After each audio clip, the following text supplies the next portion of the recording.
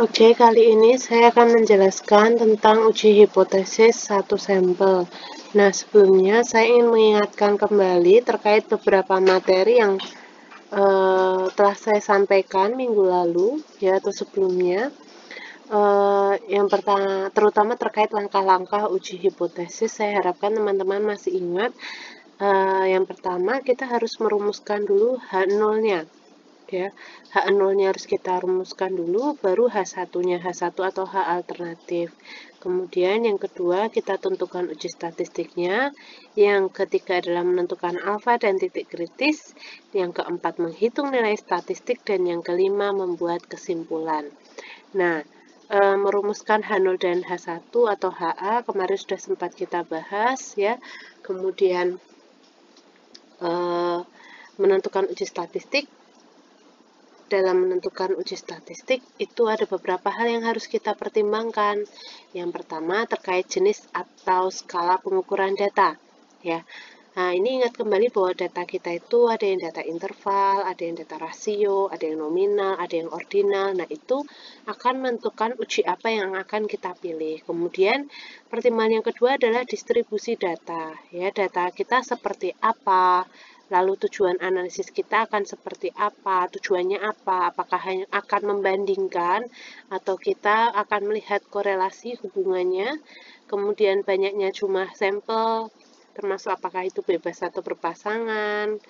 Kemudian variabel yang diamati seberapa banyak dan juga variansinya. Nah, kemudian ada juga menentukan alfa dan titik kritis. Itu kalau kemarin teman-teman ingat kita melihat T-tabel, Z-tabel, itu kan kita mencari nilai kritis dari statistiknya. Nah, kemudian di sini ada secara umum saya ingin jelaskan dulu bahwa statistika itu untuk analisisnya ada yang parametrik dan juga ada yang non-parametrik. Jadi, statistik itu ada yang parametrik dan yang non-parametrik. Yang membedakan adalah untuk statistik yang parametrik itu digunakan jika kita memiliki data dengan distribusi data yang normal. Selain itu, data tersebut memiliki varian yang sama. Dan statistik parametrik biasanya digunakan untuk mengolah data-data interval ataupun data rasio. Berbeda dengan statistik non-parametrik. Statistik non-parametrik itu digunakan untuk melakukan uji hipotesis terhadap data yang distribusinya bisa kita katakan tidak normal atau tidak kita ketahui. Selain itu, non-parametrik sebenarnya bisa juga digunakan untuk data interval dan juga data rasio. Namun selain itu dia juga bisa digunakan untuk uji hipotesis data-data yang nominal dan juga ordinal. Nah, dari statistik parametrik dan non-parametrik itu kalau kita melihat tujuan analisisnya, kita tuh tadi ingin membandingkan, misalnya membandingkan antara sampel kita atau kita yang melihat hubungan tertentu, korelasi, ya. Nah, di sini dalam menentukan uji statistiknya, kita perlu lihat dulu jumlah sampelnya atau jumlah kelompoknya berapa. Kalau itu yang akan kita uji hanya satu sampel saja, ya, hanya satu sampel saja di sini, otomatis komparasinya bukan antara beberapa kelompok sampel, tapi kita akan membandingkan antara sampel kita dengan suatu standar tertentu, standar yang sudah ada. Nah, maka bisa kita katakan bahwa sampelnya hanya ada satu. Nah, dalam statistik parametrik untuk tujuan analisis komparasi, jumlah sampelnya satu, maka kita gunakan uji T atau uji Z. Ya, uji T atau uji Z. Sedangkan untuk yang statistik non-parametrik, itu sebenarnya ada uji namanya Kolmogorov-Smirnov. Itu untuk data yang semi kuantitatif, sedangkan yang lainnya kita gunakan chi-square, ya. Kemudian untuk komparasi, jika kita punya dua sampel yang berbeda atau kelompok sampel yang berbeda, ya, di sini ada dua, di sini dibagi lagi menjadi dua, apakah bebas atau berpasangan. Maksudnya bebas atau berpasangan itu apakah antara dua kelompok ini berhubungan atau enggak. contoh yang berpasangan gini, misalnya saya mau ngetes bagaimana kemampuan mahasiswa tentang atau pemahaman mahasiswa tentang UJT antara sebelum dan sesudah kuliah. Jadi saya lakukan pretest dan posttest. Data hasil pretest saya bandingkan dengan data hasil posttest. Ya, data hasil pretest saya bandingkan dengan data hasil posttest. Sampelnya sama, ya kalian sendiri. Nah, maka itu bisa saya katakan sebagai data yang berpasangan, di mana dua data ini diperoleh biasanya untuk satu kelompok yang sama, tapi datanya ada dua. Ini hanya contoh saja. Sedangkan kalau yang bebas, contohnya saya ingin membandingkan tingkat pemahaman mahasiswa tentang UJT ya antara kelas A dan juga kelas D. Itu kan bebas, kedua kelompoknya bebas, tidak ada hubungannya sama sekali. Ya, biasanya kalau yang berpasangan tadi untuk menguji sebelum perlakuan dan sesudah perlakuan. Misalnya saya tes sebelum kalian mendapatkan materi dari saya, dan saya tes ketika sudah mendapatkan materi dari saya, itu seperti apa. Nah, untuk yang parametrik tadi bisa pakai UJT atau uji set juga. Sedangkan kalau untuk yang non parametrik kita bisa pakai seringnya Wilcoxon-Mann-Whitney atau Wilcoxon Sign Rank Test. Ya. Selain itu, kita juga bisa menggunakan yang chi-square dan juga McNemar test. Itu uji komparasi untuk dua sampel, sedangkan untuk uji komparasi dengan jumlah sampel atau kelompok lebih dari dua, ya, sama seperti tadi bisa bebas atau berhubungan, yaitu biasanya memang kita pakainya untuk parametrik ANOVA. Jadi mungkin kalau kalian pernah dengar one way ANOVA, two way ANOVA, nah yang kayak gitu. Ya, nanti kita akan pelajari ya. Contohnya jumlah sampel atau kelompok yang lebih dari dua itu misalnya saya melakukan formulasi ya, melakukan formulasi dengan 4 jenis formula, lalu kita cek apakah keempat formula tersebut memberikan respon viskositas yang sama, misalnya seperti itu. Nah, dilanjutkan untuk tujuan analisis yang hubungan itu bisa simetris atau sebab akibat ya. Kalau simetris, untuk yang parametrik itu kita bisa pakai korelasi Pearson, sedangkan untuk yang non-parametrik seringnya kita pakai Spearman, atau bisa juga pi, kappa, lambda, dan lain-lainnya. Sedangkan untuk sebab akibat itu untuk yang parametrik kita gunakan regresi linear, sedangkan untuk yang non-parametrik kita gunakan regresi ordinal dan juga regresi logistik. Nah, memang yang akan cenderung kita pelajari selama satu semester ini adalah yang parametrik, T, dan uji ANOVA. Lalu uji set bagaimana? Ya, uji set juga termasuk dalam statistik parametrik. Nah, untuk pengujian hipotesis terhadap satu sampel, ya sebenarnya ada dua pilihan. Kita bisa melakukan uji set atau uji T. Ya, di mana uji set akan dilakukan jika jumlah sampelnya lebih dari 30 dan datanya terdistribusi pasti normal, ya. Sedangkan kalau dites jumlah sampelnya kurang dari 30, ya. Dan di sini kalau kita lihat data dari si tes itu kita berfokus terutama kalau kita punya data populasi yang jelas. Jadi simpangan baku populasi dan juga jumlah populasi berapa. Sedangkan kalau misalnya kita tidak tahu rata dari populasi ataupun simpangan dari populasi, itu lebih aman kita pakai yang t-test. Nah, sebenarnya memang untuk uji yang parametrik, ya kalau hanya ada dua kelompok, satu kelompok atau dua kelompok, itu kita memang lebih sering pakai uji T. Kenapa? Karena uji T itu kalau misalnya sampelnya jumlahnya lebih dari 30, ya semakin besar sampel, itu sebenarnya akan menyerupai dengan tabel Z. Lalu apakah uji Z tidak dilakukan? Ya bisa juga dilakukan, cuma memang tidak lazim. Nah, tapi di sini saya tetap akan menjelaskan tentang uji Z juga. Jadi uji Z itu juga bisa dilakukan, uji T juga bisa, ya tergantung, terserah. Kalau sampelnya lebih dari 30 dan kita sudah tahu pasti bahwa datanya terdistribusi normal dan tadi ya simpangan baku populasi juga simpangan baku populasi dan juga rata populasi kita sudah tahu, ya kita pakai uji set juga tidak masalah, tidak salah ya. Nah, perlu diingat kembali bahwa pengujian itu ada yang satu arah dan dua arah ya, dimana kalau satu arah kalau saya gambarkan kembali yang satu arah ya, itu bisa dua macam ya. Misalnya, nah kalau satu arah bisa ke sini aja. Di sini ada H0, H0. Kalau misalnya ke kiri di sini, kalau misalnya hasilnya lebih kecil daripada titik kritis di sini, maka H0-nya yang ditolak. Kalau hasilnya lebih besar daripada titik kritis di sini, maka H0-nya juga ditolak.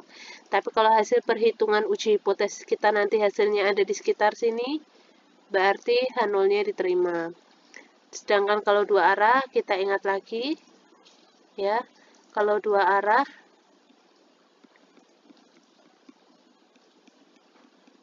ada dua titik kritis, ya. H0 ada di sini. H0 diterima jika nanti hasil perhitungan kita ada di rentang ini. Nah, saya menyarankan Anda untuk mengecek video yang sudah saya share juga tentang uji hipotesis satu sampel dan juga 5 langkah uji hipotesis untuk mempermudah kalian memahami apa yang saya sampaikan.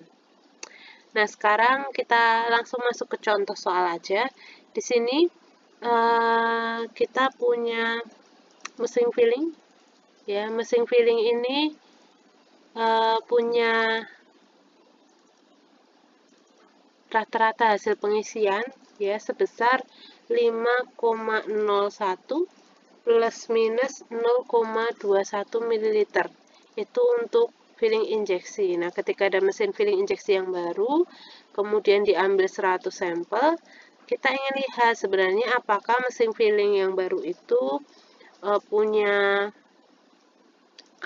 kapasitas yang sama tidak dengan mesin filling yang lama. Nah, maka di sini kita melakukan komparasi. Ya, tadi tujuannya lebih ke komparasi terhadap satu sampel. Kenapa satu sampel? Kita akan membandingkan dengan, karena yang akan kita uji hanya satu kelompok saja. Kita bandingkan dengan standar yang kita punya. Nah, maka kita hanya akan uji satu sampel. Nah, kita sama seperti yang tadi tahap-tahap untuk uji hipotesis, kita tentukan dulu langkah pertama, kita harus menentukan H0 dan juga HA atau H1, H alternatif, hipotesis alternatif. H0-nya adalah di sini, kalau berdasarkan soal ini kita bisa menyatakan bahwa rata hasil pengisian, rata hasil pengisian dari mesin filling yang baru itu sama dengan 5,01 ml. Ya. 5,01 ml dari mana? Itu merupakan standarnya. Ya. Standarnya di sini. Kemudian hipotesis alternatifnya apa? Hipotesis alternatifnya, kalau di sini mu tidak sama dengan 5,01 ml. Nah, dari pernyataan H0 dan HA ini kita bisa tahu bahwa nanti kita akan melakukan uji statistik dua arah. Kenapa dua arah? Ya, di sini kita tahu bagaimana kita akan uji statistik dua arah. Kenapa dua arah? Karena sama dengan, jadi HA hanya akan diterima jika mu-nya lebih besar atau lebih kecil. Ya. Kemudian kita akan melakukan uji apa? Nah, kalau kita lihat di sini jumlah sampelnya adalah 100 sampel, ya. jumlah sampelnya adalah 100. Tadi di atas saya sampaikan bahwa kalau sampel kita 100 lebih dari 30, maka kita bisa pakai uji Z. Nah, kita pilih uji Z.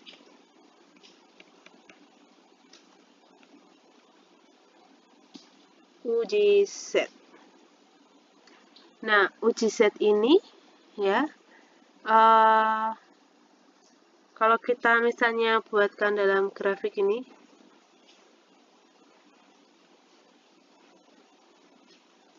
maaf gambarnya jelek ya. Sorry. Karena ini dua arah, ingat tadi ya, di sini misalnya ini adalah sorry.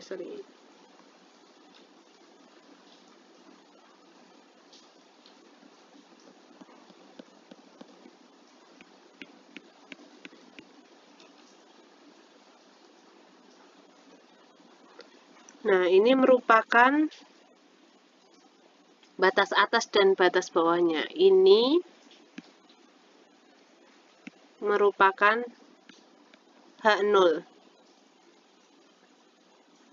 Ya, sama seperti gambar ini. Saya jelaskan dulu ya. Nah, di sini nanti kalau teman-teman melihat langkah yang ketiga, kalau ingat tadi adalah menentukan nilai. Langkah yang ketiga, kita perlu menentukan nilai kritis, nilai alfanya dulu, nilai alfa dan Z kritis.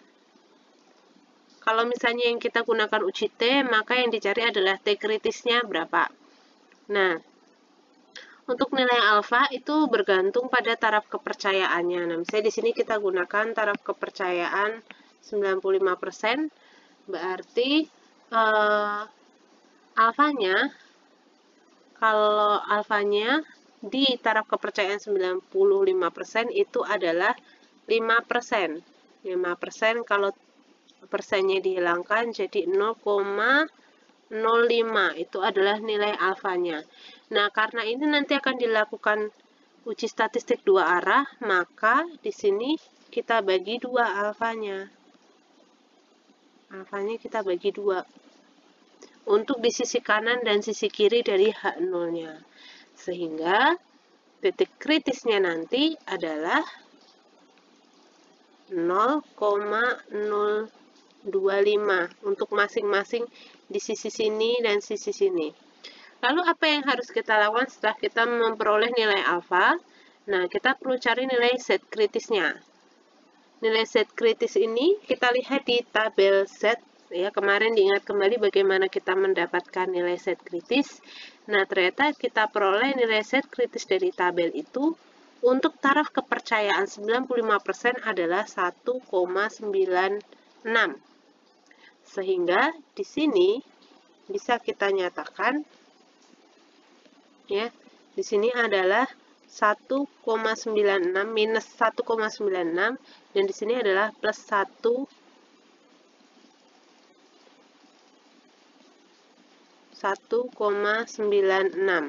Jadi nanti ketika kita melakukan perhitungan Z hitung gitu, kita mendapatkan Z hitung ada di antara minus 1,96 dan 1,96, maka H0-nya diterima.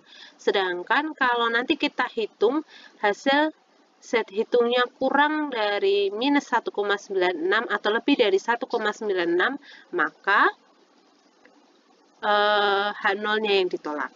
Ya, maka langkah selanjutnya yang harus kita lakukan adalah menghitung ya. Kita menghitung. Bagaimana cara menghitungnya? Ya, karena kita gunakan uji Z, maka kita tulis saja rumus uji Z di sini.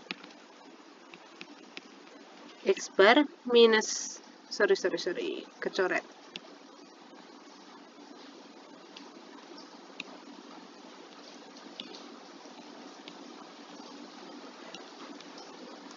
Kok susah? X bar minus mu dibagi standar simpangan baku dari populasi akar N. Ada kodok masuk. Sorry, ada interupsi ya guys tadi. Ada kodok masuk rumah. Oke, ini kita masukkan dulu. X bar di sini merupakan rata dari sampel yang kita uji. Di sini kebetulan dari 100 sampel, ya, rata-ratanya adalah 5,12 ml. 5,12 ml. Sorry. Oke, sorry karena tadi ada interupsi dan ternyata yang saya tulis di sini tidak terekam. Saya jelaskan. Tadi kita sudah sampai pada menulis rumus perhitungan set, tinggal kita masukkan saja.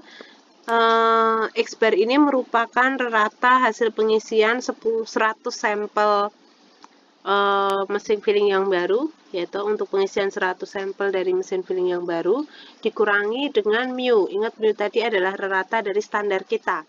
Rata standar kita adalah 5,01, kemudian dibagi dengan simpangan baku dari populasi, yaitu 0,21, dikali dengan akar jumlah sampel. Jumlah sampelnya 100. Sehingga kita peroleh perhitungan, ya, kita dapatkan angka 5,24. Nah, 5,24 ini, ya, kalau kita lihat ke diagram kita tadi, maka bisa kita cermati di sini nilainya adalah lebih besar daripada Z kritis kita. 5,24 itu lebih besar dari 1,96.